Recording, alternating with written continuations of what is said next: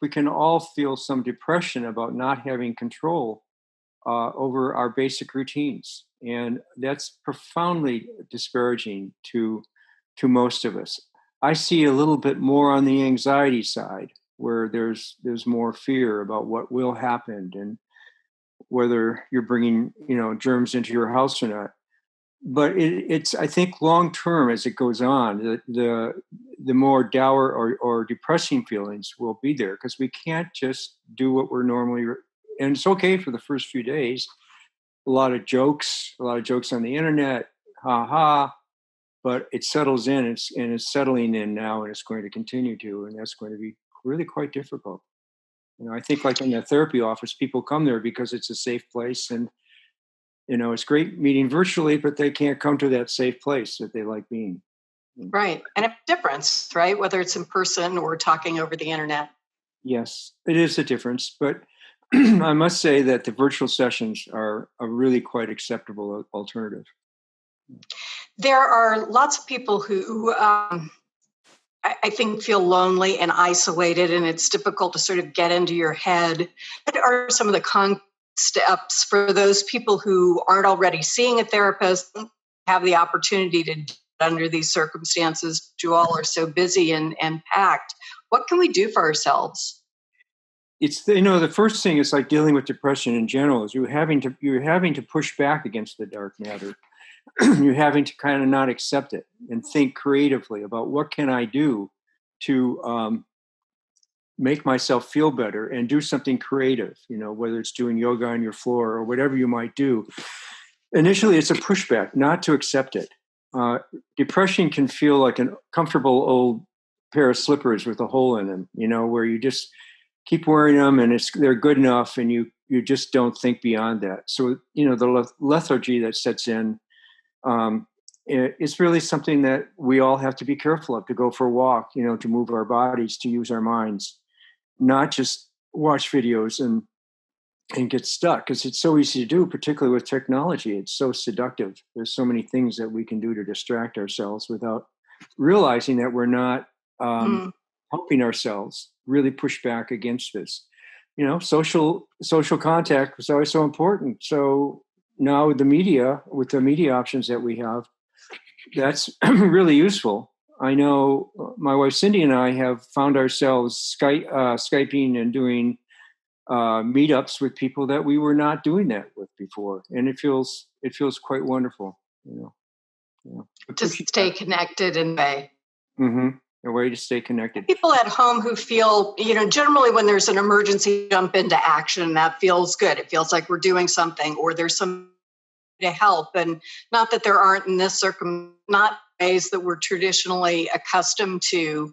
So that feeling of being not productive or not involved, what would you suggest we do with that? That's a very significant point, Margaret, because we are, for those people who are kind of can-do people, they jump in, right?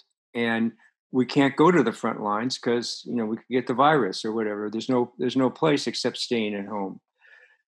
So I think what you can do is turn of creativity. You can see on the internet where people are posting very creative things to write or to play music when you can't go to choir at church or something, that you can make individual recordings in your home and then send them in and then make a choir tape. I mean, there's so many clever new technologies that people can work with, Zoom and so on. That's got to be very important. Creativity is essential in these moments. I know I was holed up in a little village in West Africa for a couple of years without electricity and running water, and there was literally nothing to do. So you found things to do, whether it was teaching guitar or writing poetry or reading, and so I think it's a journey. It's not just a crisis; it's a journey of discovery for many of us. It's easy to get into a new routine, at least for me, around this. Like I watch television that are shows taped before this, and I keep yelling at the TV, "Don't touch that!" Like I'm already kind of acclimated to the idea that we're supposed to be careful about what we touch and washing our hands. And so it's sometimes hard to envision this as temporary. It feels to me almost like it's more permanent. And I'm wondering what you think about sort of keeping ourselves in that space that, yes, this is happening, but it won't always be happening. That's important. That's important. That was stressed in a blog that we both read about, that was very good around that, about this is temporary. And whether it goes on 2 weeks or 2 months or even longer, it is temporary, and we will get through it. Resilience is something that I think is very, very important for people to remember, that I've seen so much in West Africa when I served there after Ebola, and before, people after the terrible and heinous war that happened in Sierra Leone. I was always struck with how resilient people are, and working with torture survivors since then. It's just, the resilience is important, and we are resilient too. We have to remind ourselves of that, I think, sometimes, that we will get through this. We'll talk about it. It'll be in our lives forever. Children will never forget it if they're at memory stage. Right. So that's another thing to really keep them. We're resilient, and we will get through this, and things will change. It'll change aspects of life.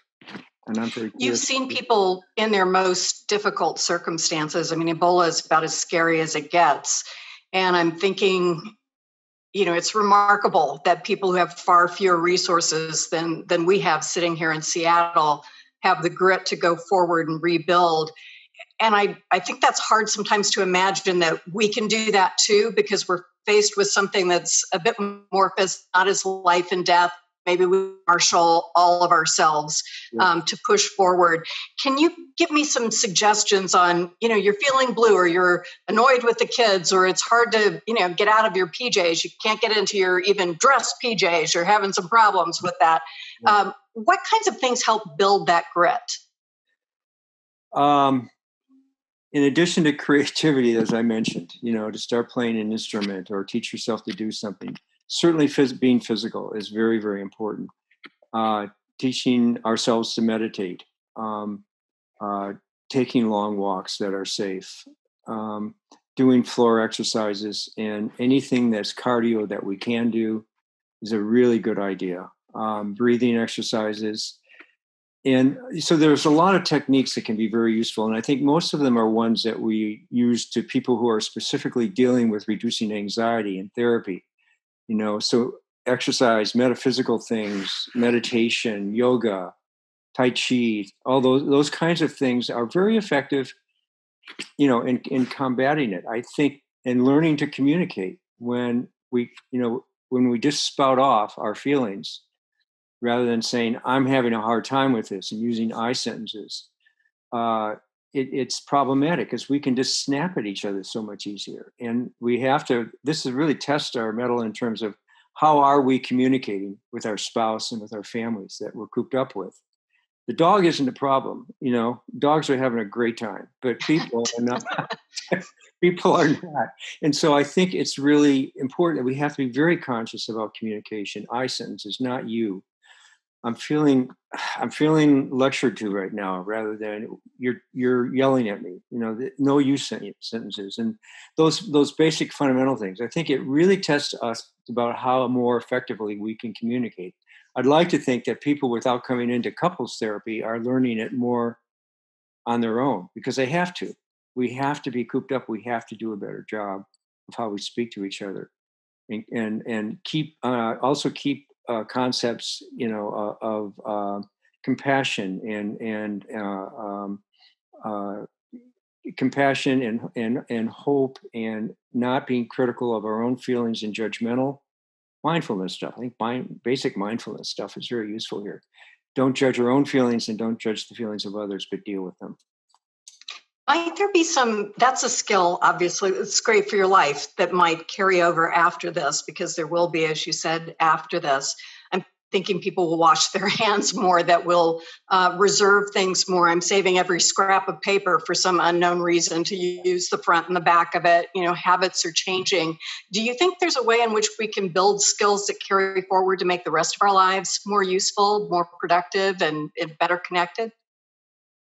Well, I'm sure hope so. And I think we will. I mean, I think that I'm hoping that this has an impact on pollution and on other things that we just do differently, because we appreciate how difficult it can be if you don't have them. And I think in World War II, Americans went through that, and they came together a lot. And we're not together. We're a very divided country. Who knows what will happen with that? But I think in terms of cleanliness, hygiene, just things that we take for granted, my sense is that we won't take them for granted anymore. You know, and that will be helpful, and particularly how we speak to our loved ones, who we're with, and how much we communicate with loved ones we can't see. So Especially if they're in distress, correct? absolutely, yep. To be able to hold feelings, to not judge them, and not tell them what to do, not have a solution, but just to hold, a holding environment is what I like to think of. We're the feelings of our loved ones, and we hold them. Sometimes, we can't hug. Well, we can hug our family maybe, but when we can't hug, we can still hold, hold the feelings and talk about them, acknowledge them, affirmation, and validating are very, very important. And we're forced into this. This is a self-taught process of how to communicate and stay with loving feelings, and not the critical ones. Well, I appreciate you helping us along with that process, that journey. Thank you very much. Thank you, Margaret. It's been a pleasure.